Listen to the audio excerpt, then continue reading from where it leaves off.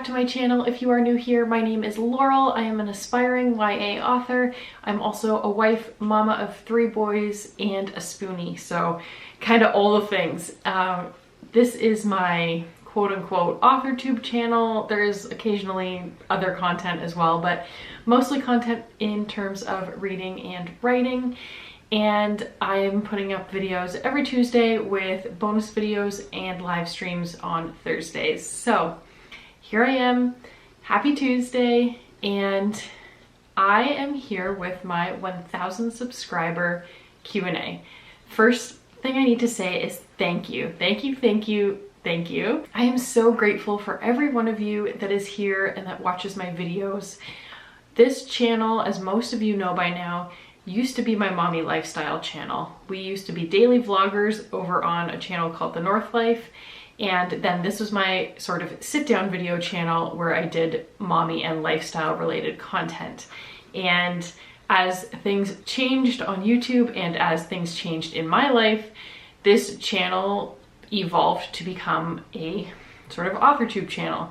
And I know that I still have a lot of subscribers from back when this was a mommy channel, and I am so glad that you're still subscribed. I don't know how many of you are still watching, but I appreciate you regardless, whether you are a longtime subscriber or a newbie to this channel. So thank you for being here, and I can't wait to answer some questions for you all. So I got a number of questions here. I think almost all of them are from other AuthorTubers, so that's fun. They've got the sort of inside knowledge of what sort of questions are fun to ask. So I may also have some other tidbits of information that I might throw in between the questions, so we'll just see how it goes. My first 3 questions come from Charlie at ReaderTurnedWriter. She is also an AuthorTuber and booktuber. I will leave links to everybody down below that asked the questions in case you want to go check them out as well. So the first question is, what is my favorite part of the writing process? And for me, it's definitely drafting, which had you asked me a year ago, I probably would not have said that as my answer. But after completing NaNoWriMo in 2020, so I finished my 50,000 in 24 days, and then I finished my entire first draft of my manuscript in the 30 days of NaNoWriMo. So that was the first time I'd ever run NaNoWriMo. I had attempted it 2 or 3 times before that and got literally nowhere. And that was the first time that I had actually really put a concerted effort in and was successful. So since that experience, which I found so positive and so motivating and so uplifting for me as a writer, that is definitely my favorite part of the process, drafting the novel. I have spent the last almost a year editing, revising, rereading, reworking that manuscript, and I can definitely say that the writing was the most fun part. Charlie's next question was, what is your favorite genre to read in and to write in? I am pretty specific in what I like. I read and write both in the YA. I know that's not technically a genre, but we do talk about it like it's a genre on AuthorTube. In the YA genre, specifically sort of contemporary, sometimes with magical elements, but not real true fantasy, if that makes sense. I definitely like both my reading and my writing to be more contemporary, but having some magical elements is always fun for me. So that's definitely my preference. I do also read a lot of 2S LGBTQIA+ content, as I am a part of that community. I also like to read anything that includes chronic illness or disability rep or mental illness rep. I guess I like to read about myself, essentially, is what it comes down to, and that's sort of how I approach my writing as well. I think after I get the couple of stories that are really on my heart because they mean so much to me, I think once I get those first couple out, I'll probably diversify my writing a little bit. But for now, I want to write the stories I wanted to read as a teenager. So that's what I like. Charlie's last question was what got me started in writing. I talked about this in another video at some point. I don't remember what it was, but I have been writing since I could hold a pencil and write letters down. I wrote early, I read early, and by the time I was, I don't know, 9 or 10 maybe, I was writing pretend news stories, and I was writing in a diary every day, and I had started writing poetry. And as I progressed into high school, I wrote a lot of poetry and I journaled a lot. And then I started writing songs, lyrics. I am not musical by any means. That I had some people perform for me, and I won awards based on those lyrics that I had written. And it just continued from there. I've had many different bouts of career, if you want to call it that, jobs that I did that involved writing over the years. And it's just grown from the time I was a child. And I can see that happening with my eldest son as well. He just turned 10 and he has already written a couple of books. A couple of stories, I should say. They're only, 10, 12, 15 pages, that sort of thing. But I think he probably is going to be a lot like me in that regard. Next, I have a question from RK Stumblingbear. And they asked, what does your perfect average day look like? This is an interesting question because basically my entire life just did like a 180 in the past week, past couple days really. My youngest son just started kindergarten on Friday, so just a couple days ago. So all 3 of my kiddos are now in school full-time, and that's been such a huge change because they were home for the last 18 months with the way the world was. Originally, they were home at the beginning, not really doing much of anything while we were trying to figure out what was going on. And then at the start of last year's school year, we homeschooled until February. And then when the schools reopened in February, I sent my older 2 back to school, and they were there for a couple weeks before the schools shut down again. And then they did virtual schooling until the end of the school year. So I've had kids home almost for the entire last 18 months. And before that, I've been a stay-at-home mom for a decade. So like my eldest just turned 10. I had a really short working stint of about 14 months where I worked when he was a toddler and he went to daycare. But other than that, I've been a stay-at-home mom with kids underfoot for the last decade. So my life is totally different now. I'm home alone all day, every day. Because I'm disabled, I can't work, not outside the home in a regular full-time capacity at least. So I've been piecing together, bits of work that I can do from home. And I don't know what my perfect average day looks like right now because I'm just in all this newness right now. So in general, I love a day where the sun is shining and I can get some reading done and some writing done and watch some YouTube videos and create content, whether that's for YouTube or Instagram, and just have a really great day, hang out with my dogs and my cats, like that's a perfect day to me. It doesn't need to be anything fancy. And I think that'll probably evolve a little bit as I get used to this new schedule that I'm in. But if you ask me that again in another month or 2, maybe my answer will be different. But right now, that's a perfect day for me. Okay, then I have 3 questions from Barrett Laurie. He is also an AuthorTuber. And the first question is, how long did it take to grow your audience to 1,000 subs? So this is kind of tricky to answer because, as I mentioned at the beginning, this used to be a mommy lifestyle channel. So I already had, I want to say I had about 900 subscribers, I think, from when this was a mommy lifestyle channel. So really, since switching over to AuthorTube, my push was only for another 100 subscribers to get to that 1,000 mark. So I don't feel like I can answer this accurately. I guess if you want to go back to the very beginning, it took me 6 years. but there were huge gaps. Like I think there was a year and a half in the middle there somewhere where I didn't upload at all, and I had a big like 5-month gap in this year currently. So if you want to go back to the beginning, I think that's how long it took me, but I don't think that's an accurate assessment.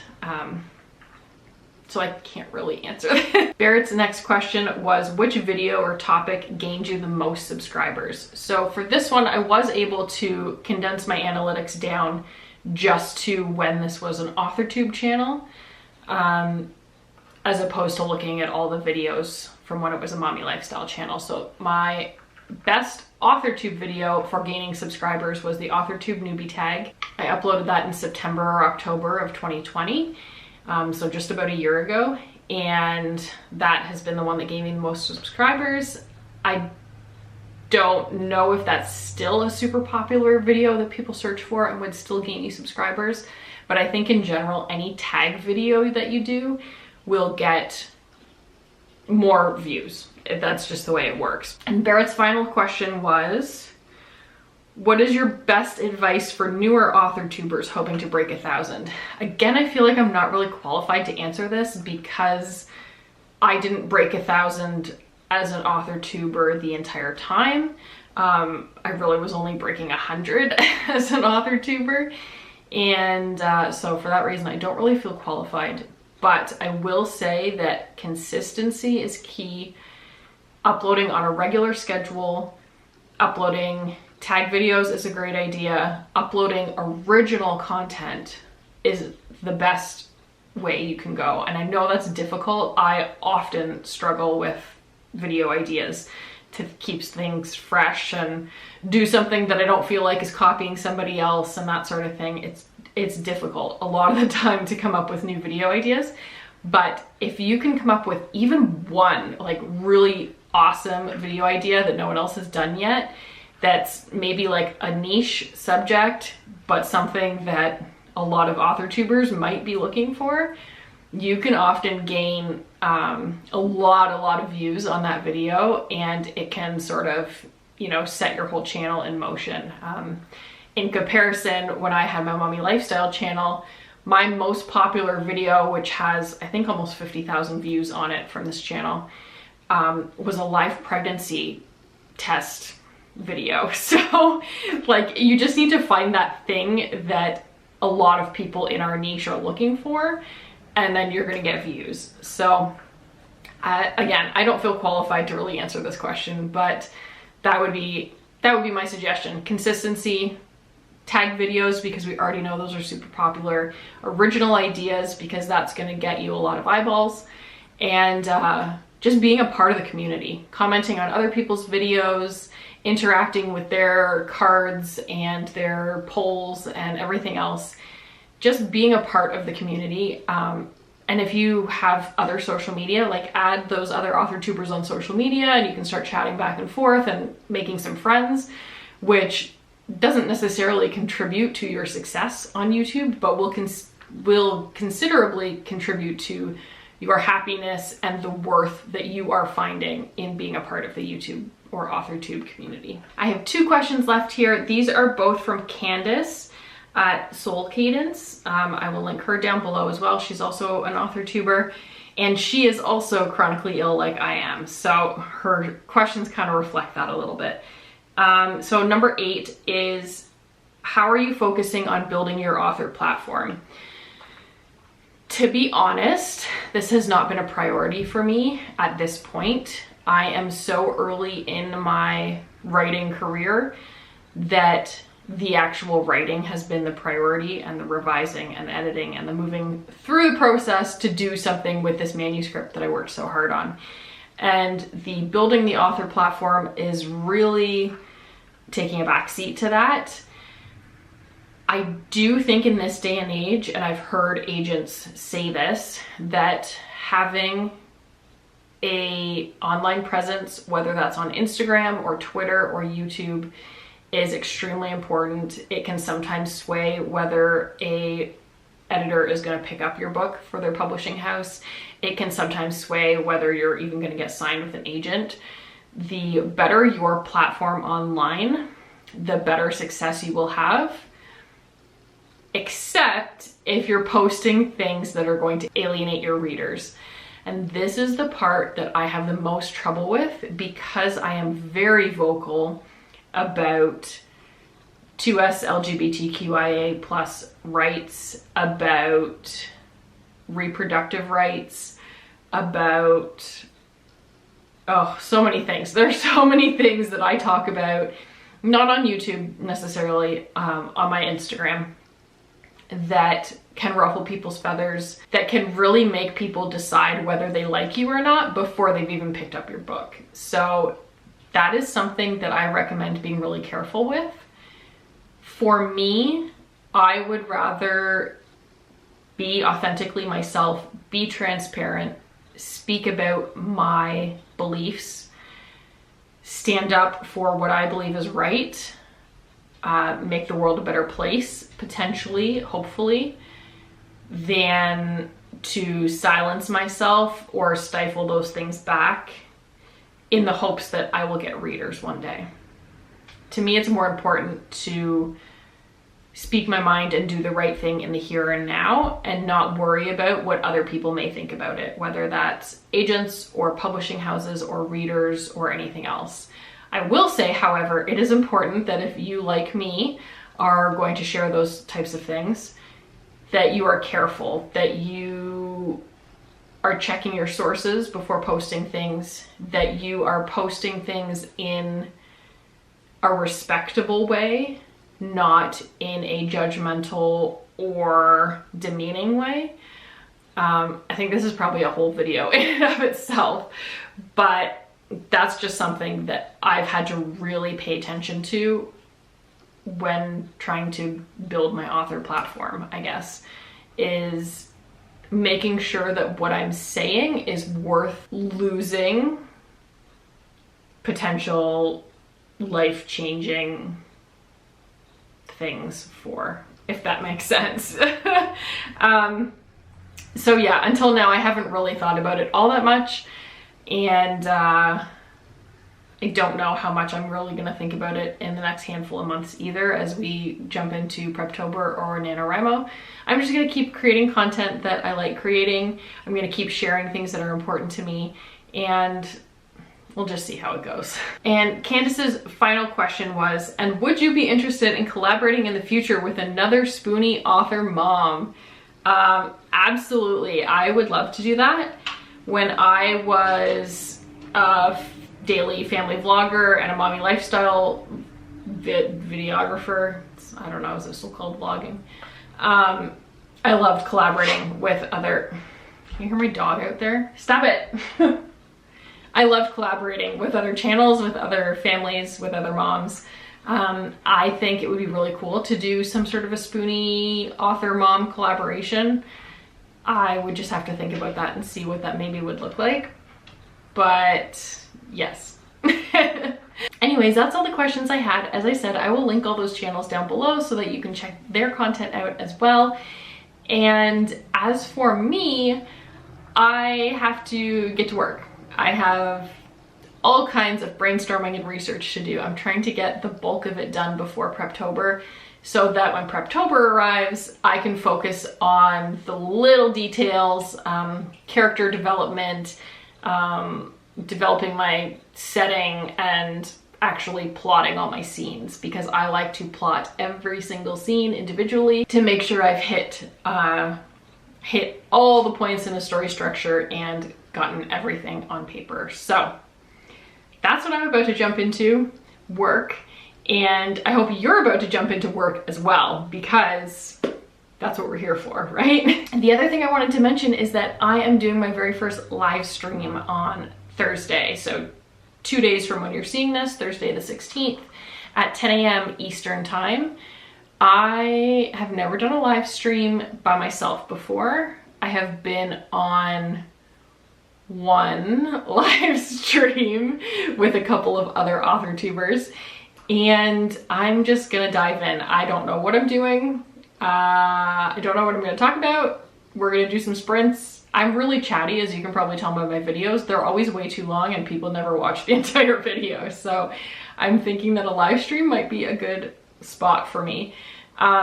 So we're gonna do that on Thursday morning. I hope you'll come join me and do some productivity sprints, whether you're writing or editing or brainstorming or researching or whatever it is that you're doing, actual work for someone else.